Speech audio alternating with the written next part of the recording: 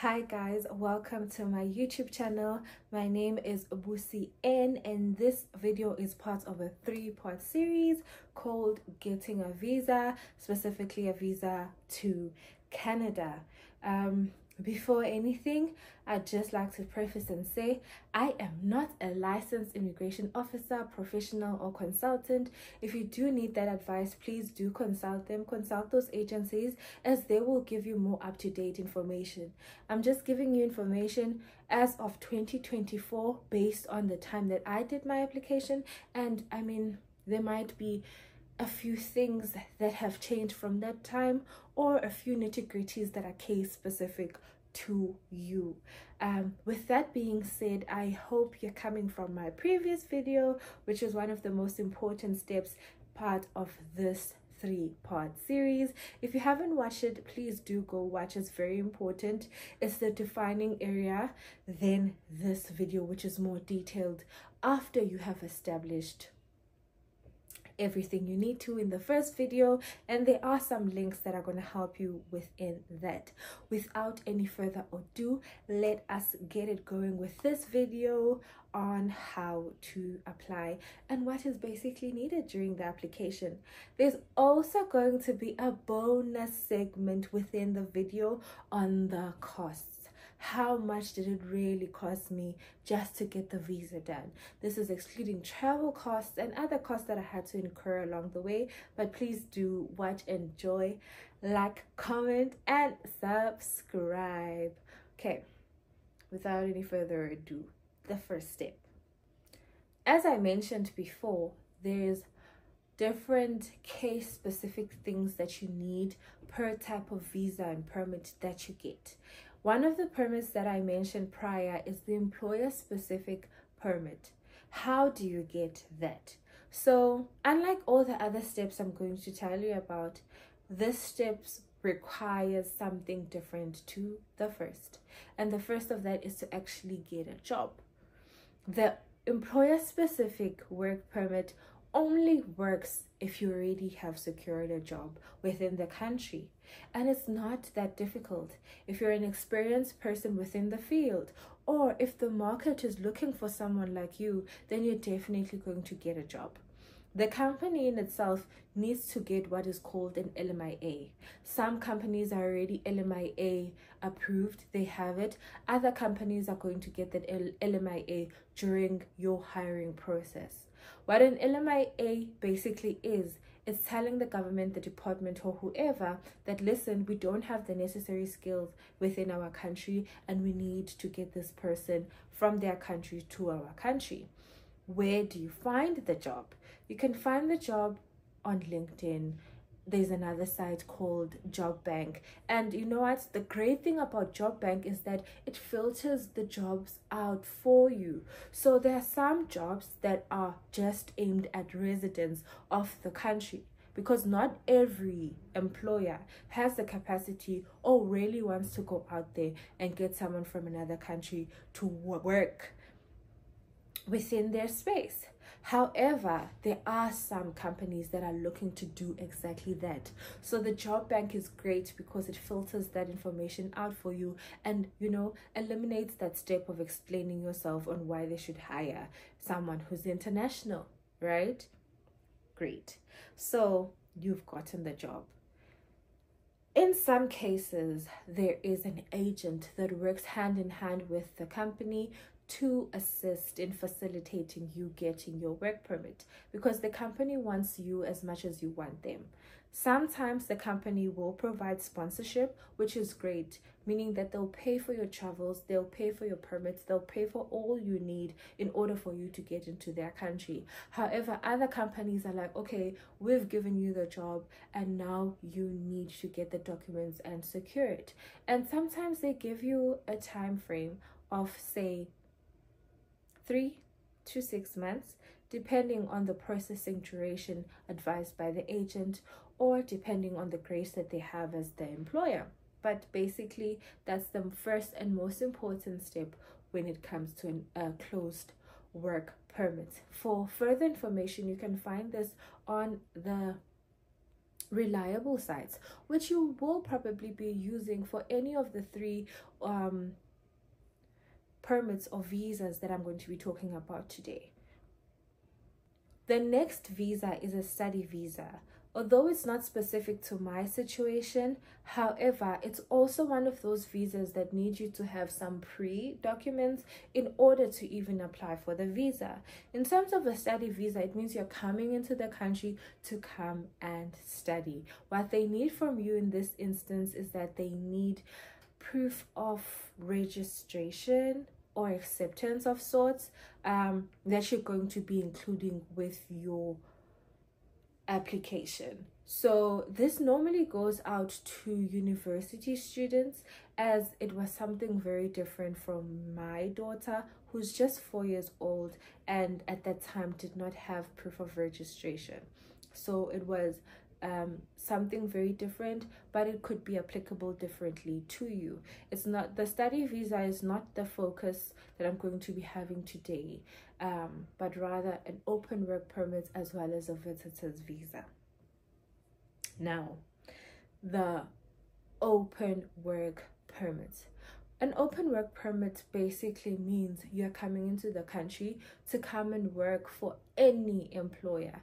However, there's a specific situation or condition to you being able to do this, right? In my instance, it was because my spouse was already here, and that was the relation that I have. However, for other people, it can be that you already have family member that's here. And it's really important for you, or it becomes really important for you as the applicant or the main applicant, to make sure that you list all your direct dependents, family members, and so forth, because at the time when they make their application, they're going to heavily rely on your relation to be able to complete some of their work. Because I mean, some of the questions, as you'll see in the sites that I'm going to give you, are going to ask, do you have anybody who's within the country? Are they citizens? Are they visitors? Basically, what's their status? And at the end of the day, what's their relation to you? Someone might ask, what documents do I need to provide during the application process? And although I did say that each situation is specific to you and the type of visa that you're applying for, there are some documents that are general and mostly applicable through all permits or visas. These documents are a criminal record. I also took an IELTS test. However, it was not something that was requested. It was just something that I decided to do, and I included it within my document. A passport. That is actually the first step that you do, because you're going to need your passport number in everything that you submit. You're also going to need a scanned copy of anyone else you're going to be assisting within the application process.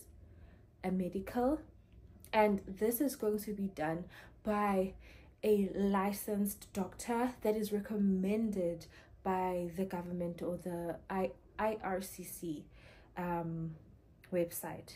You're also going to need to get your biometrics done. This is something that's also recommended by the IRCC, and in my instance, when I was in South Africa, I had it done at VFS. A tip: if you're going to be applying with a family member, especially a dependent, my advice to you, or rather what I went through, is that apply with them at the same time. The hindrance that I got when I applied at 2 different times, or tried to, is that I wanted to apply with my daughter separately, because she just got her passport later on, and I just started with my application, only then to realize that it's going to take more administration on my side, which is at the time information that I did not have on hand, and I had to withdraw my application and then resubmit with a dependent. The best advice that I could give is make sure that everybody who's going to be part of the application process applies at the same time under a specific individual. It's going to make the processing time and the administrative of it all a lot less. I applied an open work permit. My daughter applied on a visitor's visa. However, her visa still allows her to go to crèche because I'm going to be actively looking for a job, or I am actively looking for a job. Some of the things that I've mentioned within the list are things that you can do prior, such as getting your passport, getting your criminal check, as well as getting relational documents. And I don't think I mentioned that prior, but relational documents is your marriage certificate, your child's birth certificate, in which it shows the relationship, and also just any other supporting documents for your siblings and your parents that you can include. Because when you're submitting it online, there is an option there to say, is there any other documents that you'd like us to have? In my instance, I included my sister's documents as well as my parents' documents, should they ever wish to come and visit. In terms of the biometrics as well as the medicals, after you're done with your application process, there's going to be a waiting time where they first process your documents to see if you've submitted everything that they need. They're going to send you updates at various intervals. There isn't a set time because the processing times varies. And later on, when everything checks through, they're going to ask you to go do your biometrics. I had to go do my biometrics at VFS in Pretoria. It was quick, it was simple. Phones are not allowed as you enter into the administrative facilitating area. However, it was a smooth process. At the time when I applied, there were no lines. Later on, you are going to then be requested for your medicals. Medicals as well, it's a smooth process, but with everything there is a cost related to it, and for kids the cost is different to adults. For my daughter, for example, she never had to do her biometrics and she didn't have to do some parts of her medicals. But with other documents that they do request, you submit them on their platform. With other documents, you have a unique customer identification number or client identification number. You just have a unique number that you carry with you as you go do your biometrics, as well as when you go do your medicals.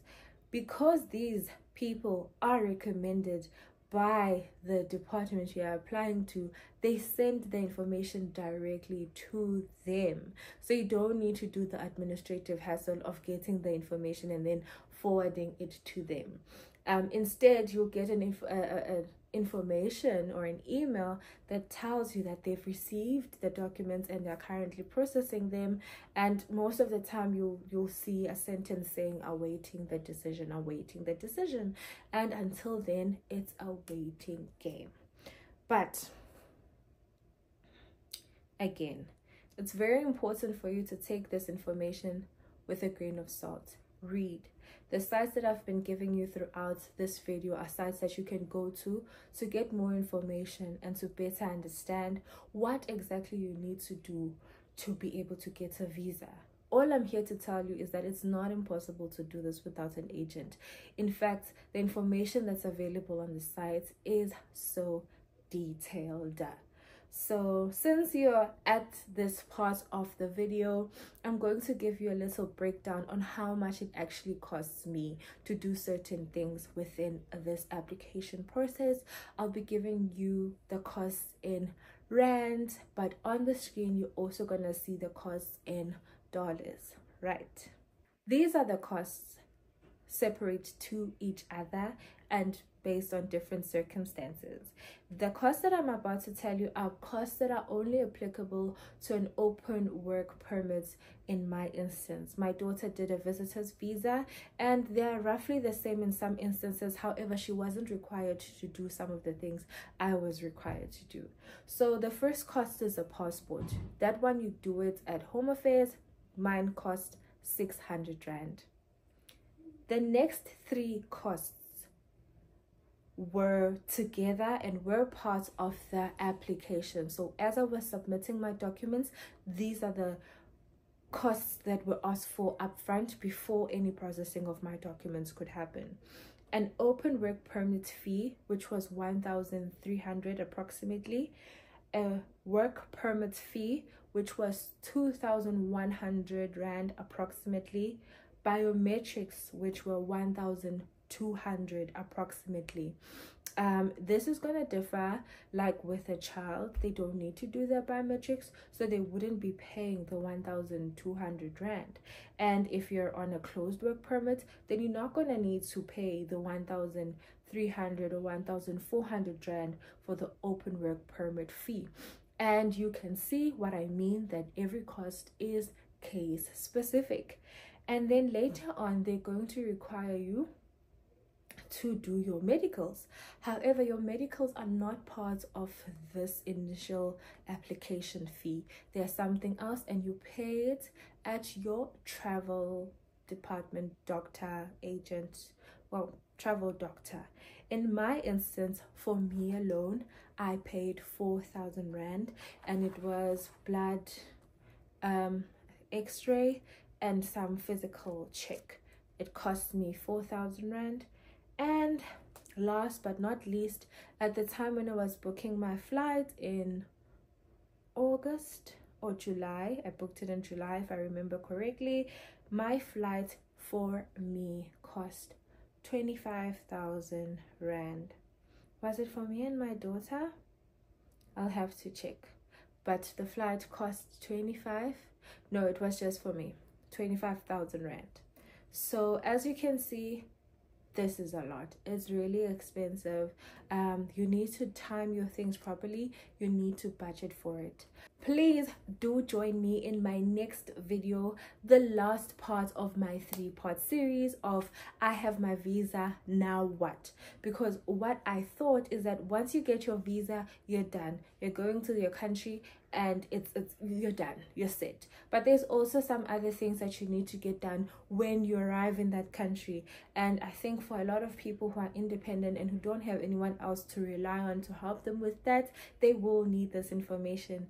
So please, if you stayed until this point, like, comment, share, and subscribe.